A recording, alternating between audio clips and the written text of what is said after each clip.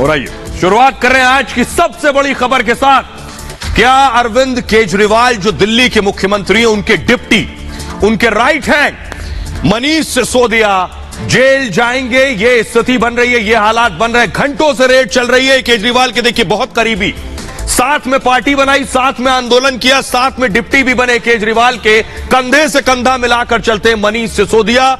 इनके घर पर सुबह से रेड हो रही है। रेड की पहली तस्वीर दिखा रहा हूं, ये देखिए मनीष सिसोदिया के घर की नेम प्लेट और ये सीबीआई की टीम मनीष सिसोदिया के घर सुबह सुबह गुड मॉर्निंग के लिए पहुंची और उसके बाद मनीष सिसोदिया का सामना चाय से पहले सीबीआई से हो गया और उसके बाद अभी तक सीबीआई सिसोदिया के घर पर रेड कर रही है।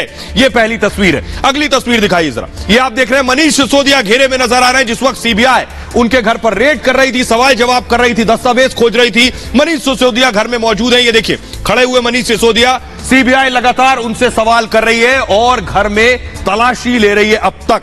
सिर्फ इतना ही नहीं, अब अगली तस्वीर दिखाइए जरा, ये है सिसोदिया की गाड़ी। सीबीआई ने मनीष सिसोदिया की कार की तलाशी ली है, गाड़ी खुलवाकर अंदर क्या दस्तावेज मौजूद है, कौन से पेपर्स मौजूद हैं, चप्पे चप्पे पर जांच तलाश जारी है सीबीआई की। सवाल एक बहुत बुनियादी है, आपको याद होगा अभी ज्यादा दिन नहीं हुए, 15 अगस्त को प्रधानमंत्री नरेंद्र मोदी ने एक बात कही थी। उन्होंने कहा था कि अब भ्रष्टाचार को देश से खत्म करना है किसी भी तरह से।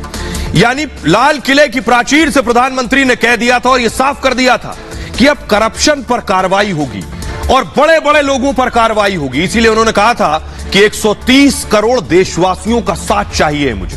देखिए जरा रिपोर्ट।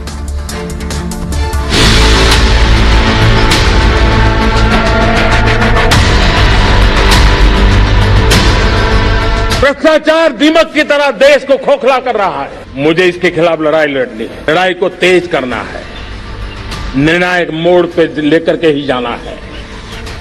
तब मेरे 130 करोड़ देशवासी, आप मुझे आशीर्वाद दीजिए, आप मेरा साथ दीजिए। मैं आज आपसे साथ मांगने आया, आपका सहयोग मांगने आया हूं ताकि मैं इस लड़ाई को लड़ पाऊं, इस लड़ाई को देश जीत पाए और सामान्य नागरिक की जिंदगी भ्रष्टाचार ने तबाह करके रखी हुई है। मैं मेरे इन सामान्य नागरिक की जिंदगी को फिर से शान बान शान के लिए जीने के लिए रास्ता बनाना चाहता हूं। ये 15 अगस्त को लाल किले की प्राचीर से पीएम मोदी का वचन था। भ्रष्टाचार के खिलाफ पीएम मोदी ने देश की 130 करोड़ लोगों का साथ मांगा था।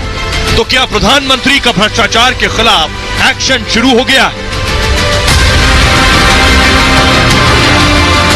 केजरीवाल के डिप्टी मनीष सिसोदिया के घर सीबीआई रेड उसी कार्रवाई का हिस्सा है। पीएम ने तय कर लिया है, अब देश में करप्शन के खिलाफ कोई समझौता नहीं होगा। तो बड़ी चीज और बड़ी खबर इस बीच बता दूं, केजरीवाल के डिप्टी के घर अभी भी छापेमारी चल रही है और 12 घंटे, जी हां 12 घंटे से ज्यादा का वक्त बीत चुका है। केजरीवाल के डिप्टी मनीष सिसोदिया के घर 12 घंटे से छापेमारी चल रही है, सीबीआई तलाश रही है। कोना कोना सीबीआई ने छान मारा है। शराब घोटाले में सीबीआई ने यह छापेमारी की है।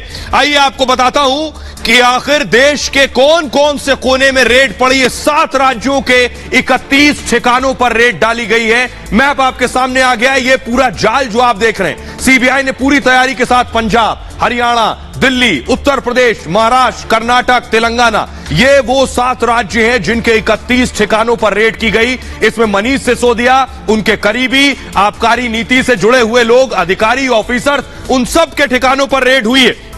आइए मैं आपको दिखाता हूं, ये आप देख रहे हैं गोपी कृष्णन का घर है। गोपी कृष्णन जो पूर्व आबकारी आयुक्त थे, यानी पूर्व एक्साइज कमिश्नर थे, उनके घर पर रेड पड़ी है। ये वो तस्वीरें मैं आपको दिखा रहा हूं। अगली तस्वीर दिखाइए, जब सीबीआई पहुंची है वो तस्वीर है। अगली तस्वीर आप देख रहे हैं आनंद तिवारी जो है ये आबकारी यानी डिप्टी कमिश्नर है, आबकारी विभाग के डिप्टी कमिश्नर, उनके यहां भी रेड पड़ी है। ये सारी रेड जो है ये एक साथ पड़ी है। सवाल ये है, क्या प्रधानमंत्री मोदी ने जो कहा करप्शन पर जीरो टॉलरेंस, वो शुरू हो चुका है? क्या केजरीवाल के करीबी राइट हैंड डिप्टी अब जेल जाने की स्थिति में? सीबीआई रेड के बारे में आपको बताता हूं किस तरह ये रेड हुई है, ये आप देख रहे हैं। दरअसल दिल्ली में शराब नीति पर सीबीआई ने एक्शन लिया। ये शराब नीति क्या है ये भी आगे मैं आपको बताऊंगा। सिसोदिया के घर सुबह 8:30 बजे सीबीआई पहुंच गई, छापा मारा। सिसोदिया के आवास समेत 31 जगहों पर रेड हुई। कहां कहां हुई ये मैंने आपको बताया। जो सिसोदिया का घर है, सिसोदिया का, वो सरकारी आवास ए विंग दिल्ली सचिवालय में तलाशी चल रही है। सिसोदिया के घर से लेकर बाकी कई ठिकानों पर रेड हो चुकी है। दिल्ली एनसीआर सहित 7 राज्यों में यह छापेमारी हुई है। एक ही वक्त पर सभी ठिकानों पर रेड की गई है और सिसोदिया का फोन, उनका लैपटॉप जब्त कर लिया गया है डिजिटल एविडेंस के तौर पर। सीबीआई ने सिसोदिया की कार की छानबीन की, वो भी मैंने तस्वीरें आपको दिखाई। कई अधिकारियों के घर पर भी रेड की गई है बाकायदा। बहुत अहम फाइल बरामद होने का दावा किया गया इस छापेमारी में। सीबीआई ने डिजिटल सबूत भी जब्त कर लिए हैं इस मामले में। दिल्ली के साथ मुंबई, हैदराबाद में भी छापे मारे गए। लखनऊ, गुरुग्राम, चंडीगढ़ में भी रेड की गई है। सीबीआई के बाद बड़ी खबर आज की है, सीबीआई के बाद एनफोर्समेंट डायरेक्टरेट यानी ईडी की एंट्री भी संभव है। सोर्सेस से जानकारी मिल रही है। दिल्ली के उपराज्यपाल के आदेश के बाद सीबीआई की यह छापेमारी हुई है और इस रेड के बाद दिल्ली की सियासत में और देश की सियासत में भूचाल आ गया। केजरीवाल फौरन लाइव आ गए। क्या कहा केजरीवाल ने और उनको जवाब दे रहे हैं बीजेपी के सांसद मनोज तिवारी, सुनिए। परसों ही आपको याद होगा, परसों ही हम लोगों ने ऐलान किया था कि हमें भारत को दुनिया का नंबर 1 देश बनाना है। दिल्ली के सरकारी स्कूल बहुत शानदार हो गए हैं। दिल्ली के सरकारी स्कूलों में अब लोग अपने बच्चों को प्राइवेट स्कूलों से नाम कटा कटा के दिल्ली के सरकारी स्कूलों में भर्ती करा रहे हैं और दिल्ली के सरकारी स्कूलों में पढ़ने वाले गरीब बच्चे अपना अच्छा करियर बना बना के अपने अपने परिवारों की गरीबी दूर कर रहे हैं। पिछले 7 साल में भी मनीष जी के ऊपर न जाने कितनी बार रेड हुई है। ये पहली रेड नहीं है, पहले भी कई बार रेड कर चुके, कई झूठे केस कर चुके मनीष जी के ऊपर, मेरे ऊपर कई बार रेड कर चुके, सतिंदर जैन पे, कैलाश गहलोत पे, हमारे कितने लोगों पे ये लोग रेड कर चुके। कुछ नहीं मिला, अभी भी कुछ नहीं मिलेगा। अगर आपके तर्क में शक्ति थी तो आप सीबीआई हो, ईडी हो, दुनिया की कोई एजेंसी हो, आप उसको तर्क से बता सकते हैं कि नो, ये रेवेन्यू बढ़ाने वाला है, क्यों हम इसको छोड़े, क्या गलत हुआ है, क्या घोटाला हुआ है। जांच के नाम लेते ही शराब नीति का वापस होना, इसमें बदलाव लाना, ये बता रहा है कि दाल में कहीं न कहीं कुछ काला है।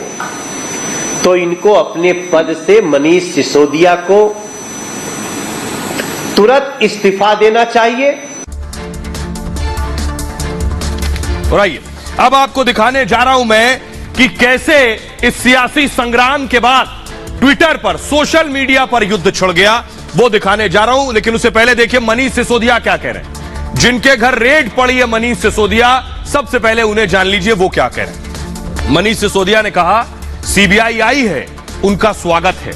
वो कह रहे हैं कट्टर ईमानदार हैं, बच्चों का भविष्य बना रहे हैं, अच्छे काम वाले को परेशान कर रहे हैं। मनीष सिसोदिया कह रहे हैं इसलिए देश नंबर 1 नहीं बन पाया। ये लोग दिल्ली मॉडल से परेशान हैं।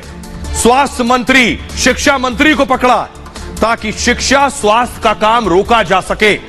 दोनों के ऊपर झूठे आरोप लगाए गए हैं। कोर्ट में सच सामने आएगा, पूरा सहयोग करेंगे ताकि सच सामने आए। मुझे तुम्हारी साजिशें तोड़ न सकेंगी। लाखों बच्चों के लिए स्कूल बनाए, बच्चों की जिंदगी में आई मुस्कान मेरी ताकत है। तुम्हारा इरादा मुझे तोड़ने का है, मेरा इरादा बेहतर भविष्य बनाने का है। यह है मनीष सिसोदिया का ट्वीट। आइए अब आपको सुनवाता हूं, लेकिन उससे पहले मैं आपको दिखाऊं कि मनीष सिसोदिया ने ट्वीट किया, उसके बाद फौरन तो जो आम आदमी पार्टी के कार्यकर्ता थे, एमपीएन दीजिए इसका, आम आदमी के पार्टी के कार्यकर्ता मौके पर पहुंच गए, प्रदर्शन करने लगे, हंगामा करने लगे। ये पुलिस मौके पर पहुंची और इन्हें डिटेन किया गया। जो बसें खड़ी हैं ये देख रहे हैं आप, कार्यकर्ताओं को ले जाया गया जो प्रदर्शन कर रहे थे। यानी सीबीआई की रेड हो तो इस तरह का प्रदर्शन शुरू हो जाता है। ये आप देख रहे हैं, बसों में भरा गया इन कार्यकर्ताओं को, उसके बाद लेकर जाया गया। सुनिए जरा क्या कह रहे हैं आम आदमी पार्टी के कार्यकर्ता।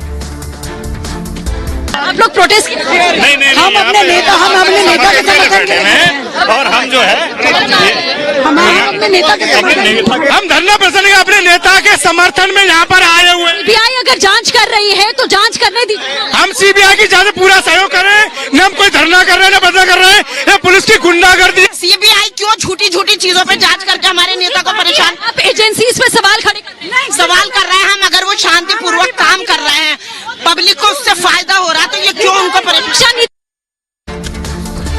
तो आपने लोगों को सुन लिया, लेकिन इसके बाद कैसे सियासी संग्राम छिड़ा है, भूचाल आया है, ये देखिए जरा। चारों तरफ से हमले होने लगे। संजय सिंह ने कहा बदले की राजनीति की उम्र लंबी नहीं होती है। इस रेड के बाद सिसोदिया ने शिक्षा मॉडल से पूरी दुनिया में नाम किया है।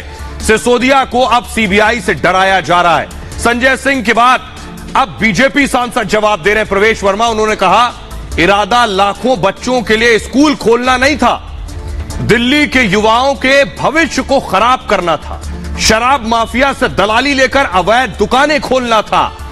अखिलेश यादव ने लिखा छापों को राजनीतिक हथकंडा बनाना निंदनीय है। केशव प्रसाद मौर्य डिप्टी सीएम लिख रहे हैं यूपी के, जो गलत नहीं है वो किसी भी जांच का स्वागत करेगा।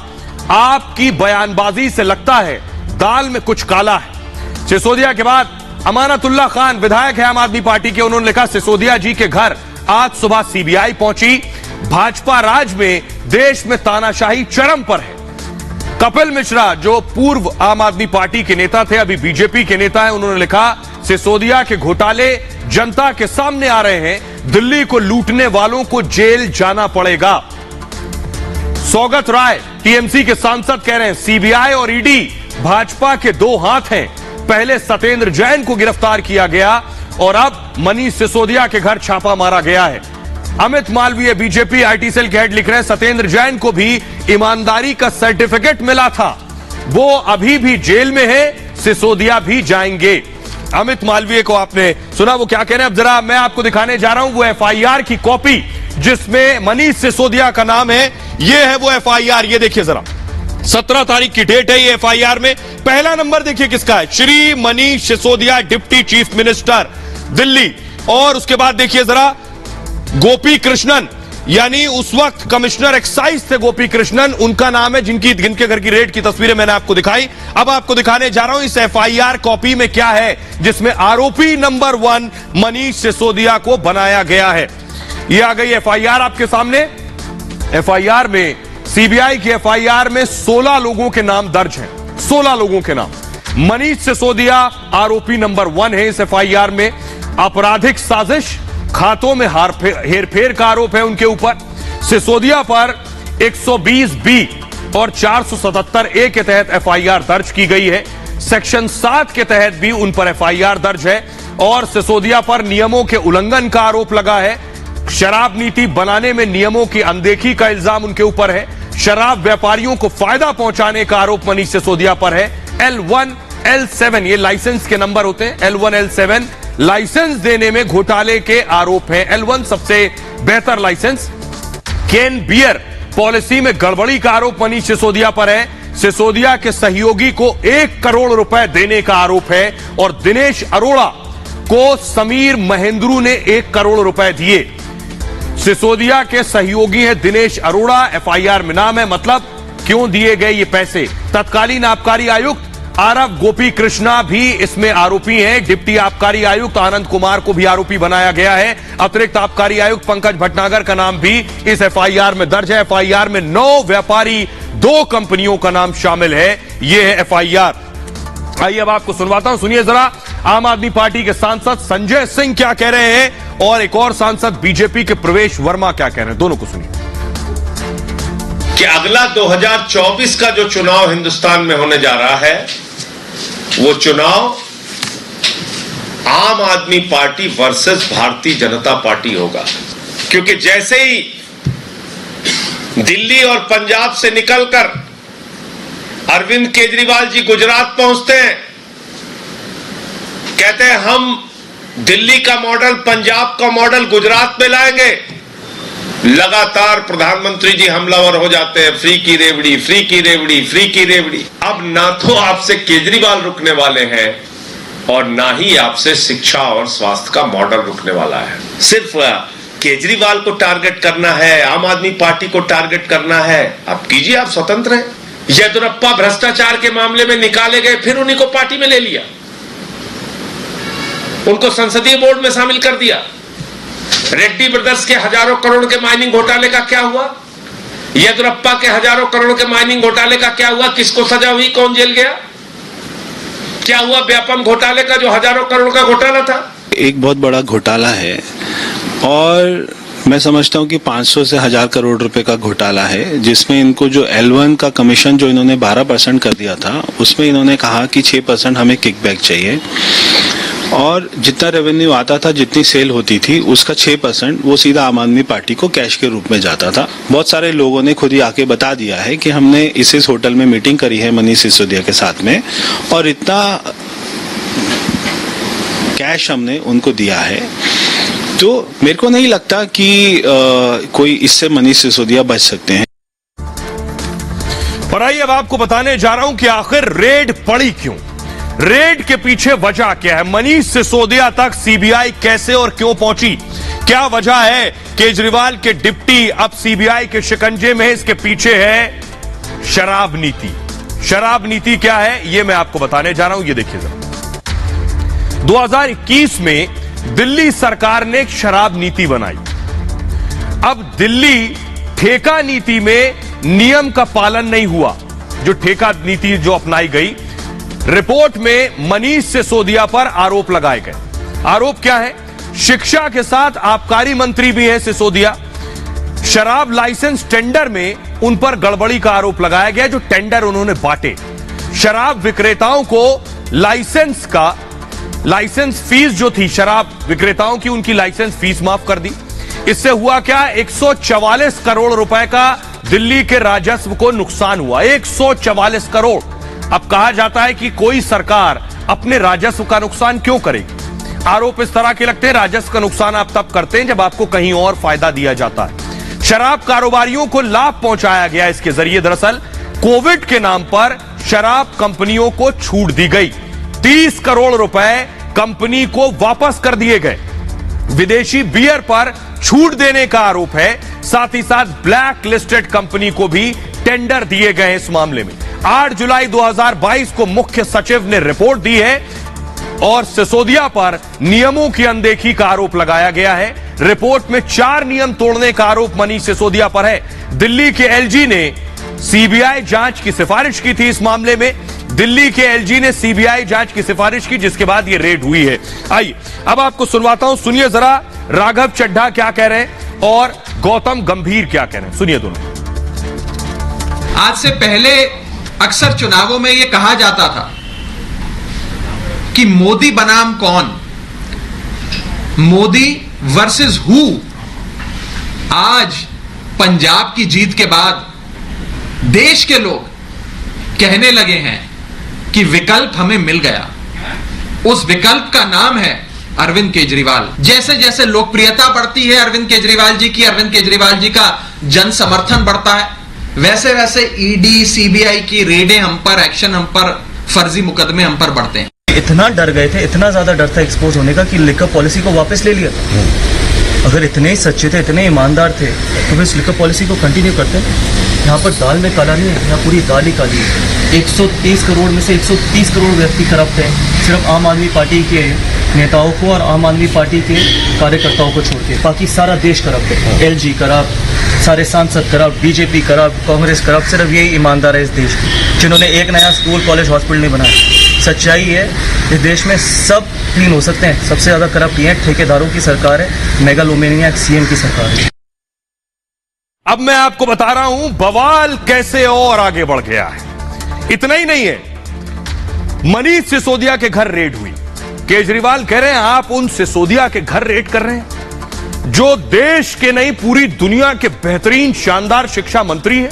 वो इतने बड़े शिक्षा मंत्री हैं कि भारत में नहीं विदेशों में उनके विज्ञापन छप रहे हैं। ये देख रहे हैं न्यूयॉर्क टाइम्स का विज्ञापन, मनीष सिसोदिया की फोटो लगी है बच्चों के साथ, लिखा है, देखिए ये न्यूयॉर्क टाइम्स है। फुल स्क्रीन जरा लीजिए इस विज्ञापन को। ये जो विज्ञापन है न्यूयॉर्क टाइम्स में छपा है। केजरीवाल कह रहे हैं इतने शानदार हमारे शिक्षा मंत्री हैं, देखिए उनके विज्ञापन विदेशों में छप रहे हैं, विदेशी अंग्रेजी अखबार उन्हें समझ रहे हैं, जान रहे हैं। मनीष सिसोदिया का फोटो है, ऊपर बच्चों का फोटो है, इतने शानदार स्कूल बना दिए हैं मनीष सिसोदिया ने। इतना ही नहीं, एक और अखबार देखिए जरा, अगली तस्वीर दिखाइए। सिर्फ न्यूयॉर्क टाइम्स में नहीं, यह भी इत्तेफाक है कि आज ही न्यूयॉर्क टाइम्स में भी छपा है और आज ही खलीज टाइम्स में भी छपा है। ये देख रहे हैं आप, एक और अखबार, इसे भी फुल स्क्रीन लीजिए। मनीष सिसोदिया का फोटो इसमें है, बच्चों का फोटो है, सेम वही तस्वीर है जो न्यूयॉर्क टाइम्स में लगी है वो इस अखबार में लगी है। यह भी इत्तेफाकन है कि आखिर कैसे दोनों अखबार में एक ही तस्वीर लग गई। ये आप दो तस्वीरें देख रहे हैं, ये देख रहे हैं आप, ये है खलीज टाइम्स। अब आइए इस पर पूरा बवाल क्या है ये मैं आपको बताता हूं। ये विज्ञापन क्या है, कहां से दिए गए, इस पर भी दूसरा बवाल चल रहा है। देखिए जरा, दो अखबारों में विज्ञापन छपे हैं।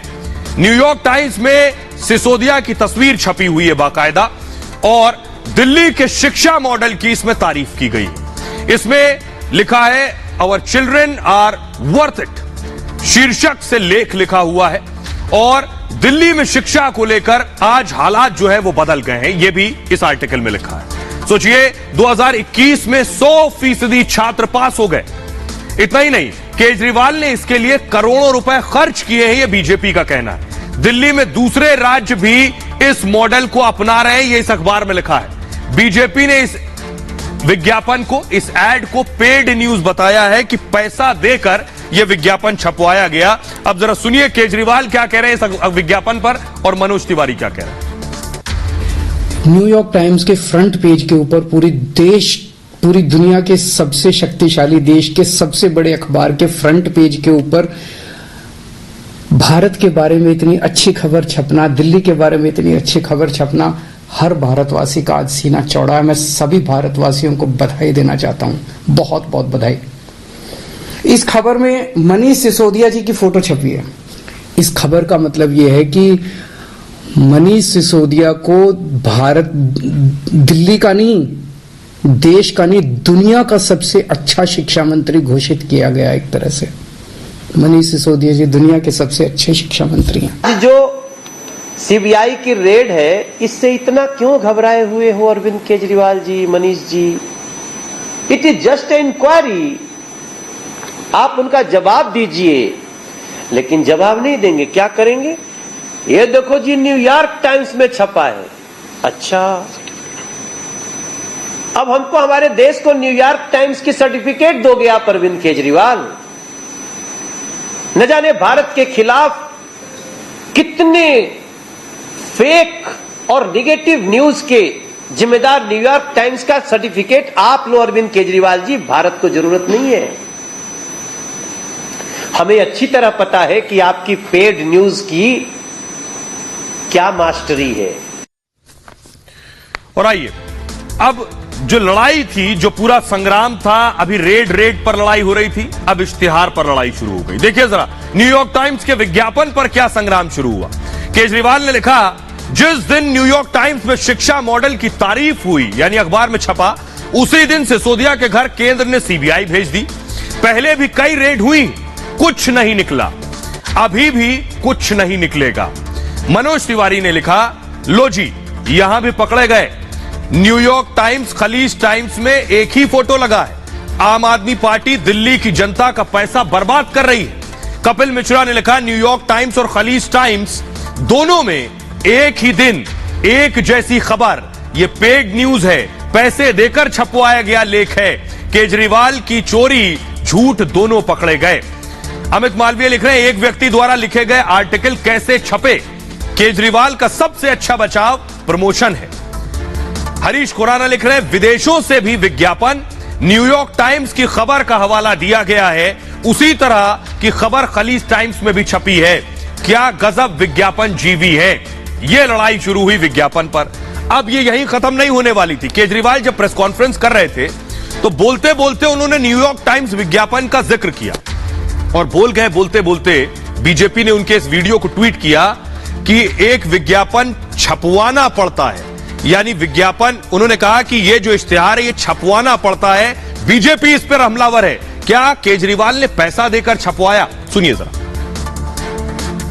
अमेरिका दुनिया का सबसे अमीर देश है और अमेरिका का सबसे बड़ा अखबार है न्यूयॉर्क टाइम्स। न्यूयॉर्क टाइम्स में खबर छपने के लिए बड़ा मुश्किल होता है। न्यूयॉर्क टाइम्स में खबर छपना, न्यूयॉर्क टाइम्स में खबर छपने के लिए न्यूयॉर्क टाइम्स में खबर छपने के लिए बड़ा मुश्किल होता है। न्यूयॉर्क टाइम्स में खबर छपना, अमेरिका दुनिया का सबसे अमीर देश है और अमेरिका का सबसे बड़ा अखबार है न्यूयॉर्क टाइम्स। न्यूयॉर्क टाइम्स में खबर छपने के लिए बड़ा मुश्किल होता है न्यूयॉर्क टाइम्स में खबर छपना। न्यूयॉर्क टाइम्स में खबर छपने के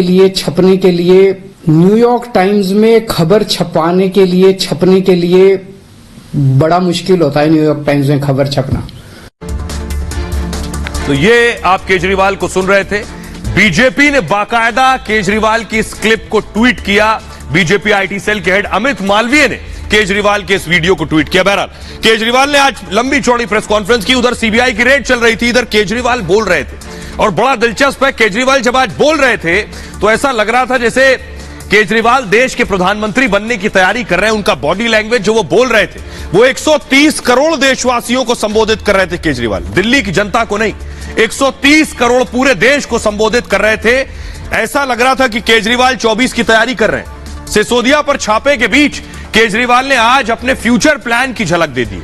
एक तरफ केजरीवाल के डिप्टी के घर छापे पड़ रहे थे, इस बीच केजरीवाल ने मोर्चा संभाला। दोपहर 12 बजे केजरीवाल की प्रेस कॉन्फ्रेंस शुरू हुई। बेहद शांत और मुस्कुराते दिखे केजरीवाल ने बेहद आक्रामक रुख न अपनाकर अपने काम और विकास मॉडल का जिक्र किया। दरअसल केजरीवाल की नजर 2024 चुनाव पर है और विपक्ष की जो मौजूदा हालत में उसमें केजरीवाल खुद को मोदी के सामने विकल्प के तौर पर पेश करने की तैयारी कर रहे हैं। दिल्ली के बाद पंजाब में जीत के बाद केजरीवाल लगातार अपने शिक्षा और स्वास्थ्य मॉडल को पेश कर रहे हैं। केजरीवाल ने पंजाब और हिमाचल में पूरी ताकत झोंक रखी है और दिल्ली मॉडल का जमकर वो प्रचार कर रहे हैं। लेकिन बीजेपी इसी केजरीवाल मॉडल पर सवाल उठा रही। पहले सत्येंद्र जैन और अब सिसोदिया के ठिकानों पर छापेमारी ने केजरीवाल की मुश्किलें और बढ़ा दी।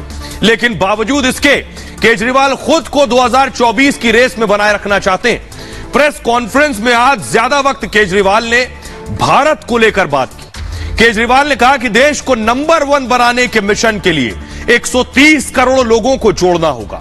इसको लेकर बाकायदा एक नंबर भी केजरीवाल ने आज जारी किया और कहा इस नंबर पर मिस कॉल दीजिए।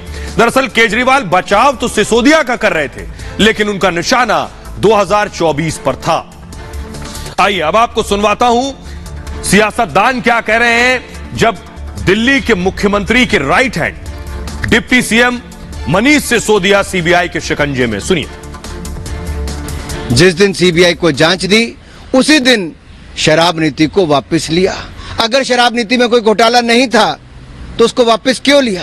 किसी केस में अगर कुछ मिला हो तो ये बताएं।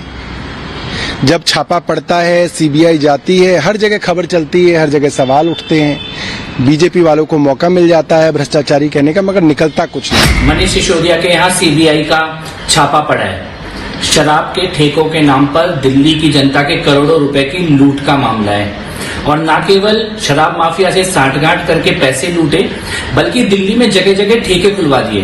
दिल्ली के ना जाने कितने परिवारों को बर्बादी के रास्ते पर धकेल दिया। केजरीवाल सरकार देश की सबसे भ्रष्ट सरकार है। क्या हुआ कि सीबीआई जांच के बाद आपने वो जो आप कह रहे फायदा पहुंचाएगी नई नीति, वो अचानक से घाटे वाली नीति होगी और आपने वापस ले ली। इसलिए जरूर दाल में कुछ काला है और वही दाल में काला करने की जांच हो रही, तो इनको दर्द हो रहा है। पहले ही आबकारी मामले को लेकर के जो शिकायत थी, सीबीआई जांच की सिफारिश की गई थी। तो सीबीआई छापा पड़ना या सीबीआई द्वारा जांच करना क्या किसी एजेंसी को अधिकार है और किसी आदेश का पालन करना उनकी जिम्मेदारी भी है। और मैं देख रहा हूं कि आम आदमी पार्टी वाले बिल बिला रहे हैं, लेकिन अगर सही हैं तो उनको जांच से डरना नहीं चाहिए, छापे से डरना नहीं चाहिए, और गलत हैं तो निश्चित तौर से उनको परेशानी होगी। अब सवाल एक बहुत बड़ा यह है कि क्या प्रधानमंत्री नरेंद्र मोदी जिस भ्रष्टाचार की बात कर रहे थे कि अब देश में भ्रष्टाचार पर एक्शन होगा, 2024 लोकसभा चुनाव का एजेंडा सिर्फ एक होगा कि देश में जीरो करप्शन। और बड़ी चीज यह है, करप्शन ऊपर से होता है और ऊपर से नीचे तक आता है। इसलिए प्रधानमंत्री नरेंद्र मोदी अब ऊपर से एक्शन लेने की शुरुआत कर चुके हैं। देखिए जरा किस किस पर एक्शन हुआ है, यह आपको बताने जा रहे हैं। और यह बता रहा है कि 2024 का एजेंडा अगर कुछ होगा तो वो करप्शन होगा। इसीलिए आप देखिए किसी को भी बख्शा नहीं गया है। अब देखिए सबसे पहले शुरुआत कहां से हो रही है। बड़े बड़े लोग इस वक्त शिकंजे में। सबसे पहले देखिए मनीष सिसोदिया, शराब घोटाले में छापेमारी हो रही है सिसोदिया पर। अगला नाम देखिए केजरीवाल के दूसरे मंत्री मनीष सिसोदिया के बाद Satyendra Jain, money laundering case में गिरफ्तारी हुई। बड़े लोगों तक हाथ डालना और पहुंचना आसान काम नहीं है। प्रधानमंत्री जो कर रहे हैं उन्हें पता है इसमें क्या चीजें और किन चीजों का सामना करना है। संजय राउत 1034 करोड़ के घोटाले में गिरफ्तार हुए। इसके अलावा इस आरोप में नवाब मलिक, मनी लॉन्ड्रिंग मामले में गिरफ्तारी हुई है नवाब मलिक की।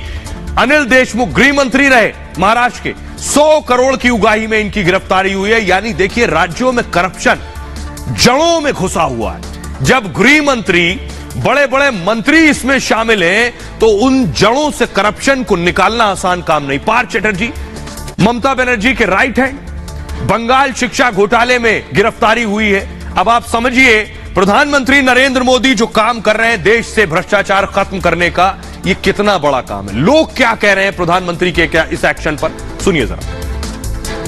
2014 में जब से मोदी जी की सरकार बनी है तब से उन्होंने शपथ ली थी कि इस देश को भ्रष्टाचार मुक्त बनाना है। ये जो अभियान चल रहा है 60 साल पहले चालू हो जाना चाहिए था। अब आज कोई सरकार आई है जो इस काम में आगे बढ़ रही है। और देश का धन जिन्होंने लूटा है उनका चेहरा भी भाजपा सरकार समाज के सामने ला करके दिखाएगी। जब से भारतीय जनता पार्टी सरकार बनी तब से भ्रष्टाचार के ऊपर काम हो रहा है। लगातार काले धन वालों छापेमारी करके काला धन निकाला जा रहा है। वो धन आम जनमानस के हित की ला जाए, ये सिर्फ माननीय मोदी जी की सरकार निश्चित है। प्रधानमंत्री जी भ्रष्टाचार को रोकने में लगातार काम कर रहे हैं। और दूसरा विषय, इससे पहले भी बिहार और कलकत्ता में बिल्कुल पैसा जनता का जो दबा के रखे हुए थे सामने आए। आइए खबरों में आगे बढ़ते हैं। आज की एक और बड़ी खबर है, क्या आपने खाई है डोलो 650? आपने दवा कोरोना के दौर में खाई होगी डोलो 650।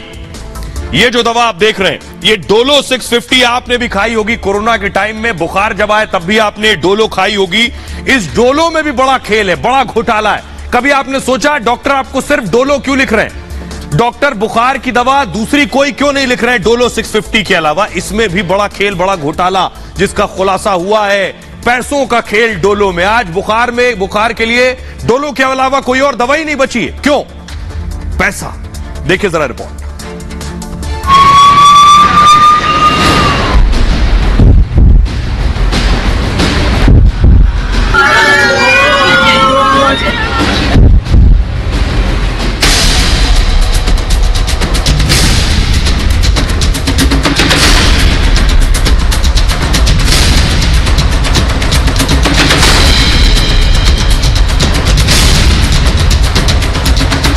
डोलो 650 mg आपने खाई या आपको डॉक्टर ने खिलवाई? पूरे कोरोना में बुखार की सिर्फ एक दवा डोलो 650। नीले रंग की स्ट्रिप में आने वाली डोलो के पीछे बहुत बड़ा खेल छिपा है।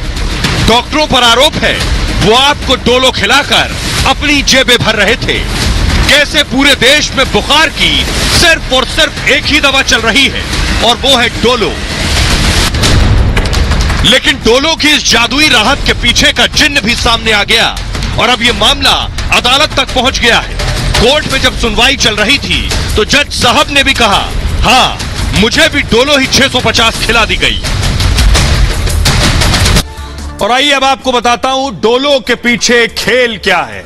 सबने डोलो खाली पता नहीं चला, लेकिन डोलो में 1000 करोड़ रुपए बहा दिए गए आपको डोलो खिलाई जा सके सिर्फ इसलिए। ये देखिए आगे डोलो घूम रही है और डॉक्टर्स का मन भी इसी डोलो में डोल गया और सबको डुला दिया उन्होंने। कैसे? ये जो डोलो 650 है इसमें खेल ये हुआ, डोलो बुखार में सबसे ज्यादा खाई जाने वाली दवा है। पहली सबसे बड़ी बात, डोलो 650 प्रिस्क्रिप्शन में लिखी गई। जब आप डॉक्टर के पास गए उसने क्या लिखा? डोलो 650। आरोप क्या है कि डॉक्टरों ने गिफ्ट लेकर डोलो 650 लिखी है। डॉक्टर कोई दूसरी दवाई नहीं लिख रहा था। डोलो की कंपनी ने थोड़े बहुत नहीं 1000 करोड़ रुपए के गिफ्ट बांट दिए।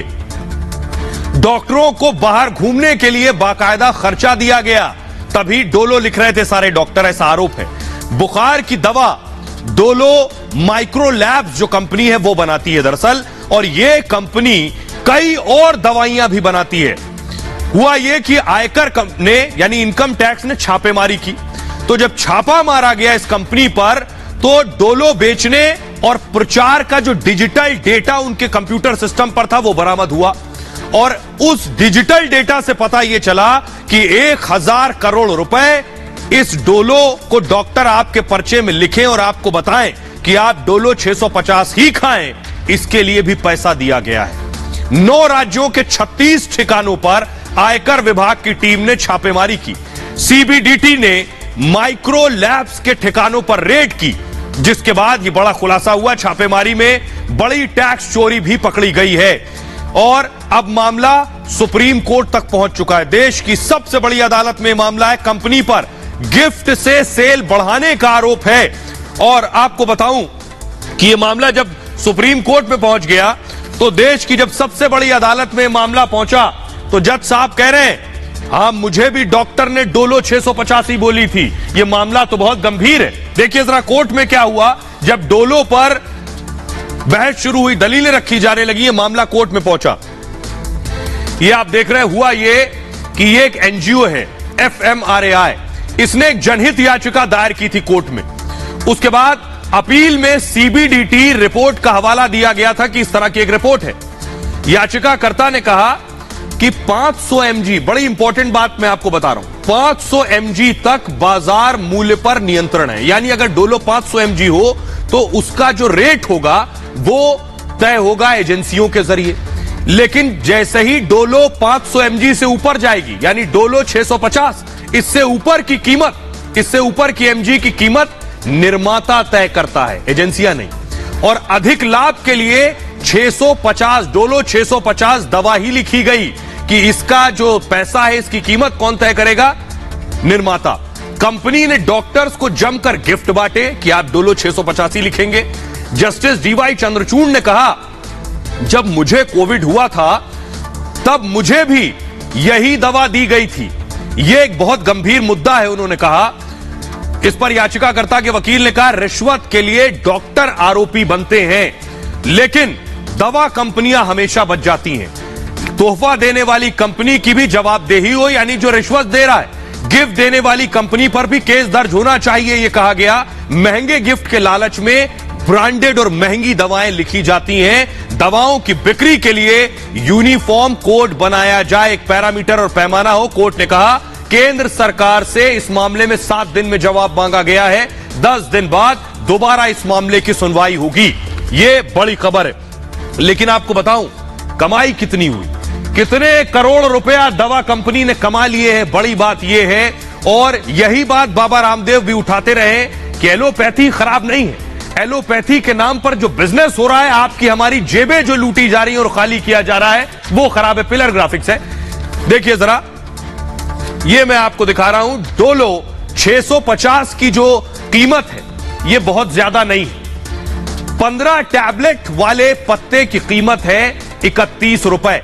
डोलो 650 से कंपनी को रिकॉर्ड तोड़ कमाई हुई। सोचिए जरा, हर डॉक्टर डोलो 650 लिख रहा था, पूरे देश में यही दवा दी जा रही थी। 2020 में कंपनी ने 350 करोड़ रुपए, 350 करोड़ टैबलेट बेच दी। 350 करोड़ टैबलेट बेच दी सिर्फ 2020 में। कोरोना काल में 567 करोड़ की कमाई हुई।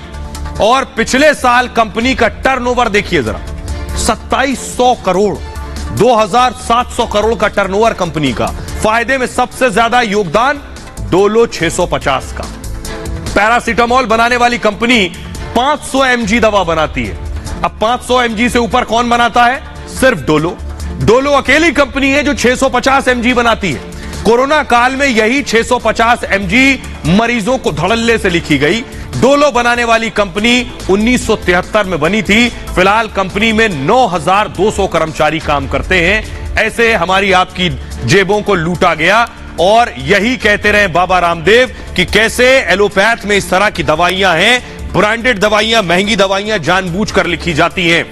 वैसे तो एलोपैथ में दवाइयों और अस्पतालों के खर्च को लेकर अक्सर सवाल उठते हैं, लेकिन कुछ समय पहले योग गुरु बाबा रामदेव ने भी दवाइयों के रेट्स को लेकर बड़ा सवाल खड़ा किया। सस्ते महंगे का धंधा चलाने वाले माफियाओं को घेरा था। बाबा रामदेव ने ट्वीट करते हुए कहा था, आपको याद होगा, कि ड्रग माफिया 2 रुपए की दवा को 2000 तक बेचते हैं। ऐसे ड्रग माफियाओं के खिलाफ हमारा अभियान है। और आपको याद होगा कोविड काल में ही रामदेव ये आवाज उठा रहे थे, गैर जरूरी ऑपरेशन, टेस्ट और अनावश्यक दवा लिखने का धंधा चल रहा है, रामदेव ने कहा था।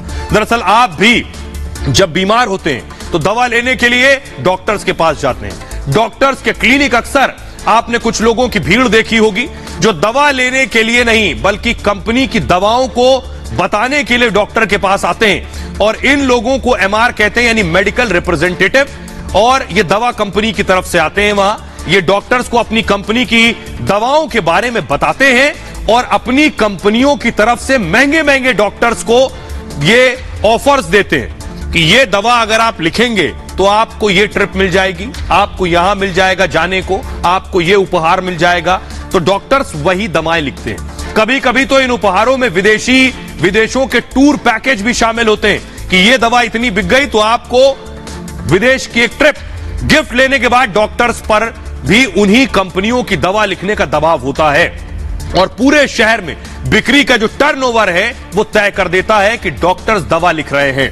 यह है पूरा खेल। तो मेडिकल रिप्रेजेंटेटिव्स पर कंपनियां लाखों रुपए खर्च कर रही हैं। कंपनी के यहां यही कर्मचारी मार्केटिंग का काम करते हैं और दवाओं की सेल के साथ ही कंपनी का मुनाफा भी बढ़ाते हैं। अब आपको बताते हैं कैसे दवाओं पर इतना मुनाफा तय होता है। देखिए जरा, उदाहरण के तौर पर दवा देखिए, जेनरिक दवा जो आप देख रहे हैं, जेनरिक बी कॉम्प्लेक्स जो दवा है, इसकी कीमत है 10 पैसे। ब्रांडेड इसकी जब लिखी जाएगी तो एक टैबलेट की कीमत बता रहा हूं, एक टैबलेट ब्रांडेड जब इसी की लिखी जाएगी तो 2 रुपए से लेकर 35 रुपए तक होगी। अब देखिए जरा, अगली दवा है पैरासिटामोल। पैरासिटामोल 500 ऐसे तो 10 पैसे की है, जब ये ब्रांडेड लिखी जाएगी तो ये 1.5 रुपए से 1.5 रुपए की हो जाती है। अब 10 पैसे से कितना गुना ज्यादा है 1.5 रुपए, अब आप समझिए।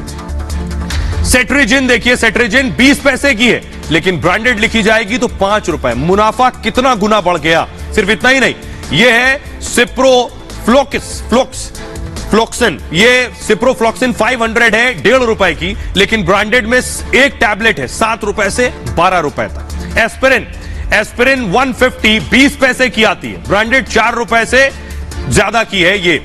और रैम्प्रिल जो आप देख रहे हैं, ये रैम्प्रिल 5 70 पैसे की है, 7 से 8 रुपए की एक टैबलेट है। उसी तरह रोसुवास्टेटिन 20 जो कि 2 रुपए 70 पैसे की है एक टैबलेट, और ब्रांडेड डॉक्टर लिखेगा तो 27 से 28 रुपए। जब पूरी स्ट्रिप खरीदेंगे तो इसके दाम और बढ़ जाएंगे। हालांकि सरकार की तरफ से दवाओं के माफिया राज पर नकेल की काफी कोशिश की जा रही है। तमाम दवाओं के रेट तय किए गए हैं, तो वहीं सरकार की तरफ से जन औषधि केंद्र खोले गए हैं जहां पर लोगों को दवाएं कम कीमत पर मिल जाती हैं। हालांकि इन जन औषधि केंद्रों पर जेनरिक दवाएं मिलती हैं। अब जरूरत सभी ब्रांडेड दवाओं की कीमत तय करने को लेकर भी है कि ये जो महंगी दवाएं ब्रांडेड हैं इनकी कीमत तय हो। आइए खबरों में आगे बढ़ते हैं और आपको बिहार लिए चलते हैं। वहां भी दूसरा खेल चल रहा है। इधर डोलो में खेल था, यहां दूसरा खेल है। साला भय मंत्री तो जीजा खुद को सरकार समझने लगते हैं। ये मैं क्यों कह रहा हूं, तस्वीर देखिए, नई सरकार बन गई, नीतीश कुमार बैठकें ले रहे हैं, तेजस्वी यादव बैठे, नीतीश कुमार के बगल में ये बैठक हो रही है, मंत्री बैठे।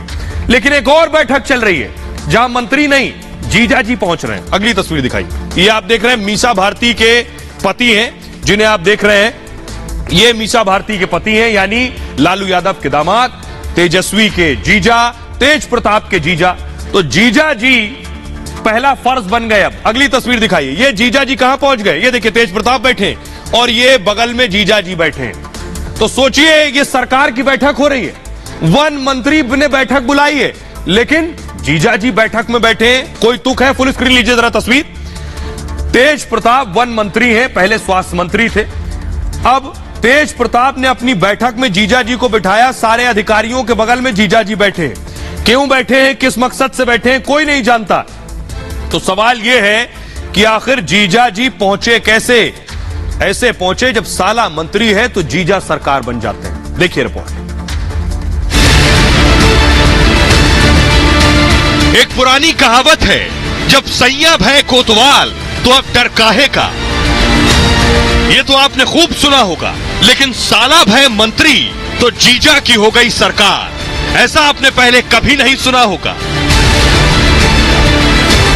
बिहार में अब यही जुमला चल रहा है। बिहार में सुशासन बाबू की सरकार कुशासन की नई कहानियां लिख रही है। लालू के लाल तेज प्रताप सरकारी बैठक में जीजा जी को लेकर पहुंच गए। जीजा जी न नेता है, न मंत्री, न संतरी, लेकिन वो तो लालू के दामाद हैं और तेज प्रताप के जीजा, और यही बिहार में सबसे बड़ा पद है। भारत छोड़ो आंदोलन के दिन बनी सरकार कृष्ण जन्माष्टमी आते आते ऐसी लीला करती नजर आ रही है कि बिहार में एक बार फिर चर्चा में है और सियासत चरम पर है। बहुत दुर्भाग्य है बिहार का कि अब लालू परिवार फिर से एक बार बिहार की राजनीति पर हावी हो गया है। अब यही सरकार चलाएंगे और नीतीश जी को टुकुर टुकुर जो है इसको देखना पड़ेगा। देखिए, ऐसा होता है कि जब आप जाते हैं नए डिपार्टमेंट में, नए विभाग में ज्वाइन करने के लिए, तो आपके करीबी मित्र, साथी, शुभचिंतक, परिवार के सदस्य भी चले जाते हैं। किडनैपर मंत्री, घोटालेबाज मंत्री, सुपारी मंत्री के आरोप और बेलगाम अपराध की वारदातों से नीतीश सरकार अभी उबर भी नहीं पाई है कि अब जीजा जी कांड ने नीतीश बाबू के सुशासन की पोल खोल कर रख दी है। शायद इसीलिए लोग कहने लगे हैं कि सरकार में शामिल लालू यादव की पार्टी में पार्टी ही परिवार है जैसा कोई शब्द डिक्शनरी में नहीं है, बल्कि अब तक परिवार ही पार्टी से आगे निकलकर आरजेडी परिवार ही सरकार में बदल गई है। और आइए अब आपको बताता हूं कि कैसे मंत्री जी की बैठक में जीजा जी पहुंच गए। देखिए, जीजा जी देश में एक और राष्ट्रीय जीजा हुआ करते हैं, एक और जीजा जी नई सरकार में आ गए। मंत्री जी के साथ बैठक में जीजा जी शामिल हुए और हुआ यह कि मंत्री तेज प्रताप की बैठक में जीजा जी गए। तेज प्रताप के बगल में बैठे उनके जीजा शैलेश यादव। तेज प्रताप ने प्रदूषण नियंत्रण बोर्ड की बैठक बुलाई थी और बढ़ते प्रदूषण पर चर्चा के लिए यह बैठक बुलाई गई थी। हुआ यह कि पटना के परिवेश भवन में प्रदूषण पर यह चर्चा हुई और बैठक में तमाम आला अधिकारी शामिल थे, उसी बीच जीजा जी भी बैठे थे। किसी अधिकारी ने शैलेश यादव का विरोध नहीं किया वहां, जीजा जी का, उनका नाम शैलेश यादव। सरकारी बैठक में प्राइवेट आदमी नहीं जा सकता है, पहली बार। शैलेश यादव मंत्रालय की बैठक में शामिल हो चुके हैं और खबर के बाद मंत्री तेज प्रताप ने चुप्पी साध ली, उनके पास कोई जवाब नहीं। मुख्यमंत्री नीतीश कुमार ने भी कोई बयान नहीं दिया है। ये तो अभी इब्तिदा है, शुरुआत है, आगे आगे देखिए होता है क्या। अब जरा सुनिए क्या कुछ कह रही है बीजेपी। बड़े बेटे तेज प्रताप यादव की समीक्षा बैठक में दामाद, क्या नीतीश जी अपने आदेश निकाल दिया? क्या बैठकों के अंदर दामाद दोनों ही भाग ले सकेंगे? और देखिए, किसी आईएएस की हिम्मत नहीं है कि वो यह भी पूछ सके कि आप कौन है, इसलिए नीतीश जी आप रोक नहीं पाएंगे। और अगर हिम्मत है तो उन लोगों पर कार्रवाई कीजिए जो आईएएस अधिकारी उस बैठक में मौजूद थे, जिन लोगों ने और उन लोगों को बैठक से बाहर नहीं किया। ऐसा होता है कि जब आप जाते हैं नए डिपार्टमेंट में, नए विभाग में ज्वाइन करने के लिए, तो आपके करीबी मित्र, साथी, शुभचिंतक, परिवार के सदस्य भी चले जाते हैं। शैलेश जी चले गए होंगे इनको, क्योंकि फर्स्ट टाइम जा रहे थे पोल्यूशन कंट्रोल बोर्ड, ऐसा हमें लगता है, तो वो गए होंगे। लेकिन शैलेश जी को ध्यान रखना चाहिए था कि when there is an official meeting going on, he should escape from that meeting. तो अशोक चौधरी को आप सुन रहे हैं, वो कह रहे हैं कि उन्हें नहीं जाना चाहिए था। तो एक तो जीजा कांग्रेस की जीजा है और एक ये जीजा है। आइए मैं आपको बताता हूं क्या कुछ हमला हो रहा है। बिहार बीजेपी के प्रवक्ता निखिल आनंद है, वो कह रहे हैं बिहार के वन मंत्री तेज प्रताप को हल्के में न लें। वो कह रहे हैं हमारे भाई शैलेश जी भी बड़े अच्छे आदमी हैं। मेरा दावा है कि आरजेडी के सभी मंत्रियों से, यानी जो जीजा जी हैं वो आरजेडी के सभी मंत्रियों से शैलेश जी ज्यादा समझदार और टैलेंटेड हैं। शैलेश भाई का अगर आशीर्वाद रहा तो तेज प्रताप सबसे बेस्ट मिनिस्टर साबित होंगे, यह लिखा है निखिल आनंद ने। अगला इसमें एक और ट्वीट है, वो प्ले कीजिए। आप देखिए, आरजेडी के प्रवक्ता ने लिखा, शैलेश किसी काम से तेज प्रताप से मिलने गए थे और मीटिंग चल रही थी, इसलिए इंतजार के लिए कहा गया उनसे, और किसी मंत्री के चैम्बर में जाना कोई गुनाह नहीं है। शैलेश ने किसी अधिकारी को कोई निर्देश नहीं दिया। सवाल यह है कि जीजा जी मिलने गए थे, क्या कोई सामान्य आदमी ऐसे आकर मीटिंग में बैठ सकता है? ये जो तर्क है, ये तर्क कम और कुतर्क कम। आइए मैं आपको बताता हूं कि जीजा जी के बारे में तो आपने जान लिया किसके जीजा हैं। जीजा जी किसके शौहर हैं, कहां से पढ़ाई लिखाई की है, वो भी आपको बताते हैं। क्योंकि बीजेपी क्यों कह रही है कि अगर जीजा जी कमान संभाल ले तो तेज प्रताप का मंत्रालय और बेहतर काम करेगा। तेज प्रताप के बहनोई हैं शैलेश यादव, और बड़ी बहन जो मीसा भारती हैं उनके पति हैं शैलेश। शैलेश ने इंजीनियरिंग में ग्रेजुएशन किया हुआ, बीटेक किया है। उन्होंने आईआईएम से मैनेजमेंट की पढ़ाई की है, आईआईएम से कंप्यूटर इंजीनियरिंग का कोर्स किया हुआ है, और 1999 में मीसा भारती से शैलेश की शादी हुई थी। तब शैलेश यादव इन्फोसिस में नौकरी किया करते थे। शादी के बाद उन्होंने नौकरी छोड़ दी है। आरजेडी के चुनाव कैंपेन में वो अक्सर देखे जाते हैं और मीसा भारती के साथ रैलियों में भी नजर आते हैं। 2018 में मनी लॉन्ड्रिंग मामले में ईडी ने उनसे पूछताछ की थी। शैलेश के राजनीति में आने की खबरें भी आती रहती हैं। शैलेश यादव के पिता बैंक में नौकरी करते थे, ये उनका तारुफ है। तो सिर्फ इतना ही नहीं, आइए अब तेज प्रताप का आप और तस्वीरें दिखाता हूं आपको। ये देखिए, नए वन मंत्री चिड़ियाघर पहुंच गए तेज प्रताप। चिड़ियाघर पहुंचकर शेर से बोलने लगे, हंसो, हंस के दिखाओ। फुल स्क्रीन लीजिए जरा, फुल स्क्रीन सुनिए। हंसता है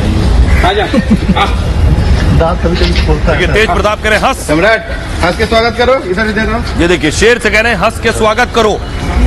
वन मंत्री पहुंचे हैं, मंत्री जी का स्वागत हो रहा है शेर से। कहा जा रहा है हंस हंस के स्वागत करो। सुनिए, हंसता है, दांत कभी कभी खोलता है सर। सम्राट हंस के स्वागत करो, इधर ही दे रहा हूं।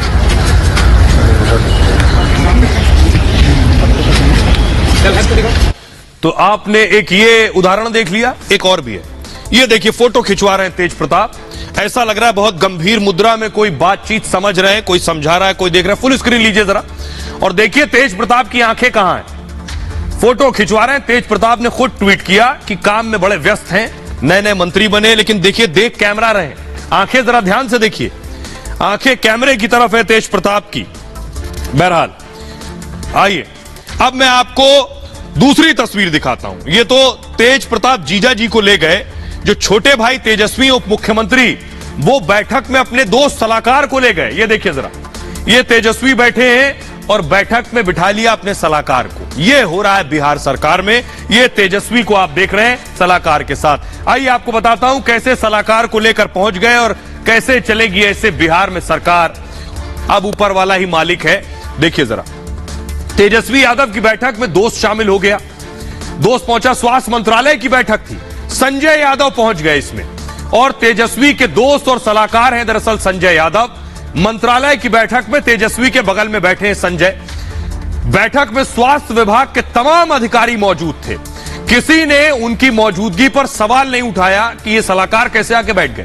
हरियाणा के महेंद्रगढ़ के रहने वाले हैं संजय यादव दरअसल, और तेजस्वी उनकी सलाह को आंख मूंद कर मान भी लेते हैं। इसके पहले भी बैठकों में वो शामिल होते रहे हैं। सवाल ये, खबर ये भी है कि तेज प्रताप ने ये खबर लीक की है कि वहां भी तो भाई के साथ भी तो सलाहकार बैठा था, मैंने जीजा जी को बिठा लिया तो कौन सा गलत किया। क्योंकि तेज प्रताप की बैठक में बहनोई शामिल हुए, जिसके बाद तेज प्रताप की किरकिरी हो रही थी दरअसल, और इसका नुकसान ना हो इसलिए तेज ने यह नया कांड कर दिया। तेज प्रताप यादव स्वास्थ्य मंत्री के साथ साथ डिप्टी सीएम भी हैं। आइए, तो अब बिहार का क्या हाल है ये आप देख रहे हैं। बहरहाल ये भारत की बात है, मैं इतना ही। आप अपना बहुत ख्याल रखिए। एक छोटे से ब्रेक के लिए रुक रहे हैं, लौट रहे हैं कुछ और बड़ी खबरों के साथ।